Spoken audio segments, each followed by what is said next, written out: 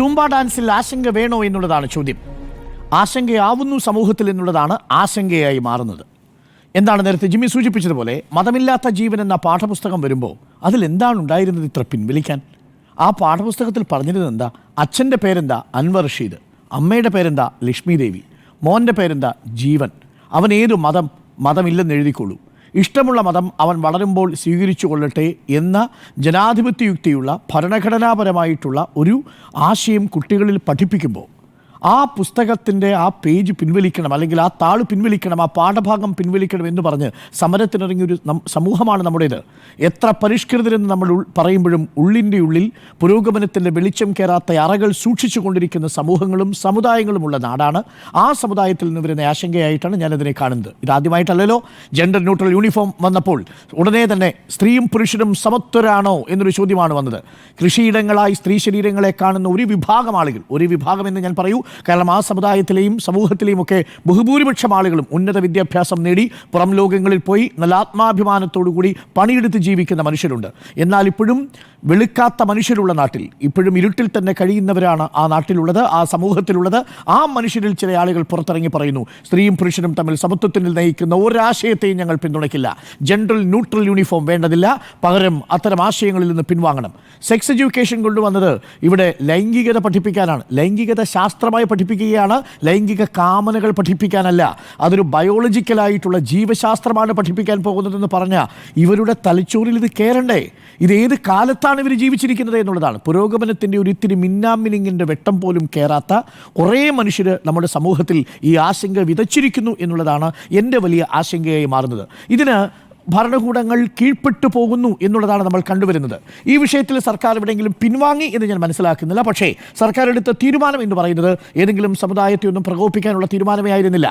എന്താണ് സൂംബ ഡാൻസിൻ്റെ പേരിൽ സർക്കാർ എടുത്ത തീരുമാനം? ഞാൻ ആ തീരുമാനം ആദ്യം പറയാം.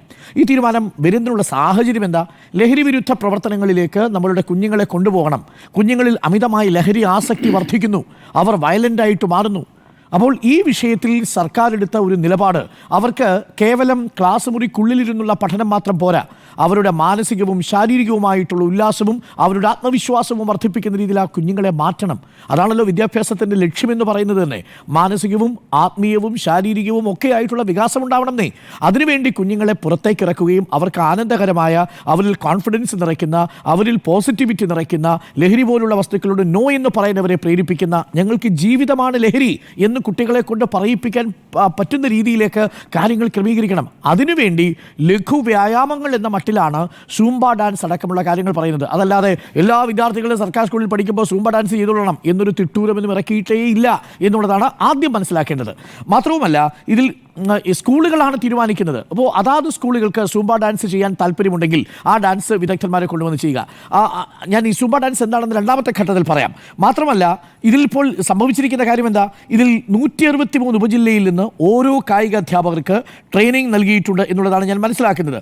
സ്ട്രെച്ചിങ്, റിലാക്സേഷൻ ഇവയടങ്ങുന്ന ലഘുവ്യായാമം, അതേപോലെ സൂംബ തുടങ്ങിയവയിലുള്ള പരിശീലനമാണ് നൽകിയിരിക്കുന്നത്.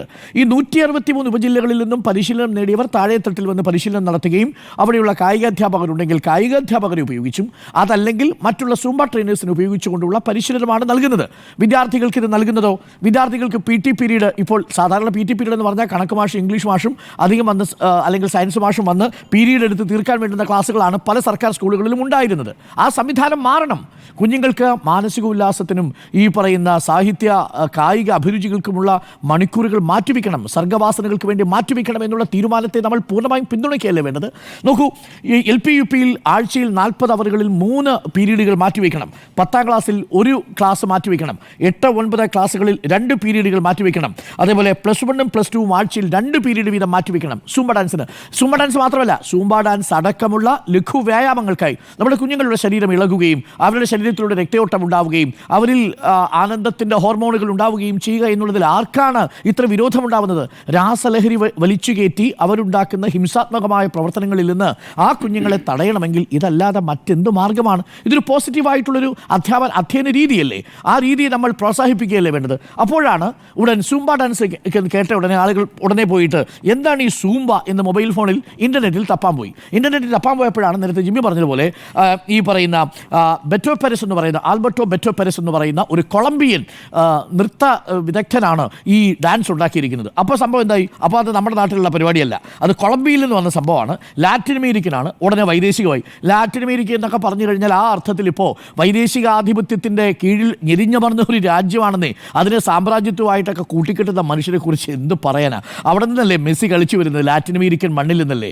ആ മെസ്സി ആരാധിക്കുന്ന മനുഷ്യരല്ലേ. ലാറ്റിൻ അമേരിക്കൻ സംഗീതത്തെക്കുറിച്ചല്ലേ നമ്മൾ പലപ്പോഴും പറയുന്നത്. എത്ര ക്രിയാത്മകമായ എഴുത്തും വായനയും സംഗീതവും ഒക്കെ ഉള്ള നാടാണ്. ആ നാട്ടിൽ നിന്ന് വന്ന ഡാൻസ് രൂപമാണെന്നേ സൂംബ. ആ സൂംബ ഡാൻസ് എന്ന് പറയുന്ന ഒരു കാർഡിയോ വാസ്കുലർ എക്സസൈസ് പോലെയാണ് അവതരിപ്പിക്കപ്പെട്ടത്. അതൊരു ഫിറ്റ്നസ് ഡാൻസ് കാറ്റഗറിയിൽ പെടുന്ന ഒന്നാണ്. പ്രേക്ഷകർക്ക് അറിയാവുന്നതുപോലെ അത് തുടങ്ങുന്നത് 2000-ലാണ്. 2001 ആകുമ്പോഴേക്കും ലോകത്തെ വിവിധ ഇടങ്ങളിൽ ആളുകൾ ഇത് താല്പര്യപൂർവ്വം സ്വീകരിക്കുന്നു. ഇന്ന് 2 ലക്ഷത്തിലധികം ഇടങ്ങളിൽ കണക്ക് പ്രകാരം സൂംബ ഡാൻസിൻ്റെ പരിശീലന കേന്ദ്രങ്ങളുണ്ട് ലോകത്ത്. 195 രാജ്യങ്ങളിൽ 180 രാജ്യങ്ങളിലും സൂംബ ആ അർത്ഥത്തിലൊരു ഫിറ്റ്നസ് ഡാൻസായിട്ട് അംഗീകരിക്കുന്നുണ്ട്. സ്കൂളുകളിലും റെസിഡൻസ് അസോസിയേഷനിലും കുടുംബങ്ങളിലും ക്ലബ്ബുകളിലും എന്ന് വേണ്ട സൂംബ ഡാൻസിൻ്റെ പ്രാക്ടീസ് നടക്കുന്നുണ്ട് എന്നുള്ളതാണ്. അതുകൊണ്ട് എന്താ മെച്ചമുണ്ടാവുന്നത്? ഇതേപോലെ കാർഡിയോ വാസ്കുലർ എക്സസൈസ് കൂടും. അതൊരു എയറോബിക് എക്സസൈസ് കൂടിയാണ്. അത് സ്വാഭാവികമായും ശരീരചലനങ്ങളെയും പേശിയെയും ദൃഢപ്പെടുത്തുന്നതോടൊപ്പം കാലറി ബേൺ ചെയ്യാൻ സഹായിക്കും. ഏകദേശം 10-15 മിനിറ്റ് കൊണ്ട് വാമപ്പായി ഒരു 10-15 മിനിറ്റ് ഹൈ ഇമ്പാക്റ്റുള്ള എക്സസൈസ് ചെയ്ത് കൂൾ ഡൗൺ ആയി പോകുന്നൊരു എക്സസൈസ് പരിപാടിയാണെന്ന്. അതിനകത്താണ് ഈ പറയുന്ന ആഭാസം കാണാൻ പോകുന്നത്. അതിൽ ചില ആളുകൾ പറയുന്നത് എന്താണെന്ന് വെച്ച് കഴിഞ്ഞാൽ അവരുടെ വസ്ത്രം പ്രശ്നമാണെന്ന്. ഇവർക്കൊക്കെ ഈ വസ്ത്രം നോക്കി ഇരിക്കുക എന്ന് പറയുന്നത് എന്താണെന്ന് എനിക്ക് മനസ്സിലാവുന്നത്. ഏത് കാലത്തിലാണ് ജീവിക്കുന്നത് എന്നുള്ളതാണ്. സുനിത വില്യംസ് അങ്ങ് സ്പേസ് സ്റ്റേഷനിൽ പോയിട്ട് തിരിച്ചു വന്ന നാട്ടിലാണ് നമ്മൾ ജീവിക്കുന്നത്. അവർ ഇടകലർന്ന് ജീവിച്ചത് ആണുങ്ങളോടാണെന്ന് പറഞ്ഞു ഫത്വ പുറപ്പെടുവിക്കാൻ ഇറങ്ങിയാൽ എന്തായിരിക്കും അവസ്ഥയെന്ന് നോക്കിക്കോളൂ. അതാണ് നമ്മുടെ നാട്ടിൽ നടക്കുന്നത്. അതാണ് ഈ പറയുന്ന ആശങ്കയായിട്ട് വരുന്നത്. ഞാൻ ഭയക്കുന്നതും അത് തന്നെയാണ്. നമ്മുടെ നാട്ടിലൊരു ഇന്നലെ നമ്മൾ ജാനകിയെക്കുറിച്ചാണ് ചർച്ച ചെയ്തത്. ഒരു പേരിൻ്റെ പേരിൽ അസ്വസ്ഥതയും ആശങ്കയും ഉണ്ടാവുന്നു, ഒരു നൃത്തരൂപത്തിൻ്റെ പേരിൽ ആശങ്കയുണ്ടാവുന്നു, ഒരു സിനിമയുടെ പേരിൽ ആശങ്കയുണ്ടാവുന്നു എന്നുള്ള അവസ്ഥയിലേക്ക് കാര്യങ്ങൾ മാറുന്നു എന്നുള്ളതാണ്. അവിടെ വലിയ രീതിയിൽ അവരൊരു സംഘടിതമായിട്ട് എത്തുകയാണ്. ഇന്നിപ്പോൾ ഇതിൽ പ്രതികരിച്ചിരിക്കുന്നത് ആരൊക്കെയാണ്? ആദ്യം വിസ്ഡമാണ് ഈ വിഷയം അവതരിപ്പിച്ചത്. നമ്മളാണ് ആ വാർത്ത ആദ്യം റിപ്പോർട്ട് ചെയ്യുന്നത്. അതിൽ അഷ്റഫിന് ചില ആശങ്കകളുണ്ട്. അത് നമ്മൾ തത്സമയം അദ്ദേഹവുമായിട്ട് ചോദിക്കുന്നു. അപ്പോൾ അദ്ദേഹം പറയുന്നു അതൊരു സാംസ്കാരിക ജീർണതയുടെ ലക്ഷണമാണ്. ഞങ്ങൾ ആ കുഞ്ഞുങ്ങളെ ഇതേപോലെ ഡാൻസ് പഠിപ്പിക്കാനൊന്നും വിടുന്നില്ല. ആ അർത്ഥത്തിൽ ആണും പെണ്ണും ഒരുമിച്ച് തുള്ളുക എന്നതാണ്. ഒന്ന് ആലോചിച്ച് നോക്കുക. അങ്ങനെയുള്ള പദപ്രയോഗങ്ങൾ തന്നെ ഇവർ തുള്ളുക, ഡാൻസ് ചെയ്യുക എന്നുള്ളതിനെയൊക്കെ എങ്ങനെയാണ് നമ്മൾ കാണുക? മൂല്യങ്ങൾ നഷ്ടപ്പെട്ടു പോകുന്ന ഒരു സമൂഹത്തിലാണ് നമ്മൾ ജീവിക്കുന്നത് എന്നൊക്കെ ഇവർ പറയുന്നത് ഏതർത്ഥത്തിലാണെന്ന് എനിക്ക് ഇനിയും മനസ്സിലാവുന്നില്ല. ഏത് നൂറ്റാണ്ടിലാണ് ജീവിക്കുന്നത്? വളരെ പെട്ടെന്ന് നമുക്കൊരു നൂറ്റാണ്ടിനെ തിരിച്ചു കൊണ്ടുപോകാം. നമ്മൾ താലിബാനെ കുറിച്ച് പറഞ്ഞില്ല. ഒരു കാലഘട്ടത്തിൽ അഫ്ഗാനിസ്ഥാനിലെ സ്ത്രീകൾ, പ്രത്യേകിച്ച് സോവിയറ്റ് യൂണിയനൊക്കെ അവരെ വലിയ ആധിപത്യം സ്ഥാപിച്ചിരുന്ന സമയത്ത് പോലും വലിയ ശാസ്ത്ര തൽപരരും കലാസർഗവാസനയുള്ളവരുമായിട്ടുള്ള ആളുകൾ അന്ന് നൈറ്റ് ക്ലബ്ബുകളിൽ അഫ്ഗാനിസ്ഥാനിൽ പോയി സ്വാതന്ത്ര്യത്തോടു കൂടി ജീവിച്ച ചിത്രങ്ങൾ പങ്കുവയ്ക്കപ്പെടുന്നുണ്ട് അഫ്ഗാനിസ്ഥാനിൽ. അതിനു മുൻപ് അതിനുശേഷം നോക്കൂ, താലിബാൻ വന്നതിന് ശേഷം സംഭവിച്ചത് എന്താ? സ്ത്രീകൾക്ക് സ്കൂളിൽ പോലും പഠിക്കാൻ ഇറങ്ങിയിട്ടില്ല. ഈ യുക്തിയുടെ തുടർച്ചയാണെന്നേ. എന്തിന് നിങ്ങൾ സ്കൂളിൽ പോകണം? എന്തിന് നിങ്ങൾ പഠിക്കണം?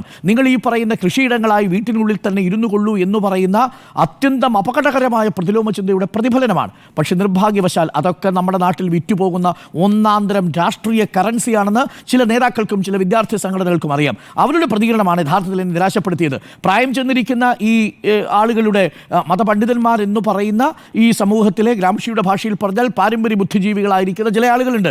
അവരെ നമുക്ക് വിട്ടുകളയാം. പക്ഷേ പുതുതലമുറയിൽപ്പെട്ടിരിക്കുന്ന ചെറുപ്പക്കാരിങ്ങനെ പറഞ്ഞാലോ, അതാണ് എന്നെ ആശങ്കപ്പെടുത്തുന്നത് യഥാർത്ഥത്തിൽ. അപ്പോൾ സൂംബയുടെ കാര്യത്തിൽ ഒരാശങ്കയും വേണ്ട. സൂംബയാണെങ്കിൽ സൂംബ, ലഘുവ്യായാമമാണെങ്കിൽ ലഘുവ്യായാമം. അത് ഈ പറയുന്നത് പോലെ ആഭാസകരമായ നൃത്തച്ചുവടുകളൊന്നുമല്ല. അത് ഒരു ഒന്നാന്തരം കാർഡിയോ വാസ്കുലർ ആയിട്ടുള്ള ഒരു നൃത്തരൂപമാണ്. ആ നൃത്തരൂപത്തിൻ്റെ പിന്നാലെ പോവുക എന്നുള്ളതാണ്. പക്ഷേ സർക്കാർ ഈ വിഷയത്തിൽ ഇപ്പോൾ സ്വാഭാവികമായും ഒരു വലിയ സമൂഹത്തെ പ്രതിനിധാനം ചെയ്തുകൊണ്ട് ആളുകൾ രംഗത്ത് വന്നപ്പോൾ പിൻവാങ്ങുന്നു എന്നുള്ളതാണ് നമ്മൾ മനസ്സിലാക്കുന്നത്. താല്പര്യമുള്ളവർക്ക് അത് നടത്തിയാൽ മതി എന്ന നിലപാടിലേക്ക് വരുന്നു. ആവട്ടെ, ജനാധിപത്യ രാജ്യമാണ്. ഒരു ഡാൻസും ഒരു നൃത്തരൂപം ആരെയും അടിച്ചേൽപ്പിക്കാനോ ഏതെങ്കിലും നൃത്തരൂപം നിഷേധിക്കാനോ പാടില്ല എന്ന് തന്നെയാണ് എൻ്റെയും നീക്കം. പക്ഷേ അതുകൊണ്ട് തന്നെ ലഘു വ്യായാമങ്ങൾ അവിടെ കൊണ്ടുവരിക, ഈ കുഞ്ഞുങ്ങളെ എങ്ങനെയെങ്കിലും ആരോഗ്യമുള്ള കുട്ടികളാക്കി മാറ്റുക എന്നതാണ് ആവശ്യം. അതിന് ഏത് തരത്തിലുള്ള ലഘു വ്യായാമങ്ങളും കൊണ്ടുവരുന്നതിനുള്ള പോസിറ്റീവായിട്ട് പ്രതികരിക്കുന്നു. ഈ പേരിലുള്ള കാര്യങ്ങളൊക്കെ ചർച്ചകളൊക്കെ ഇപ്പോഴും നടത്തേണ്ടി വരുന്നു എന്നുള്ളത് അത്യന്തം ലജ്ജാകരമാണ്. അതിലൊക്കെ ഒരു പൗരൻ എന്ന നിലയിൽ പ്രിയപ്പെട്ട പ്രേക്ഷകർക്കൊപ്പം ദുഃഖം ഞാൻ പങ്കിടുകയും ചെയ്തു.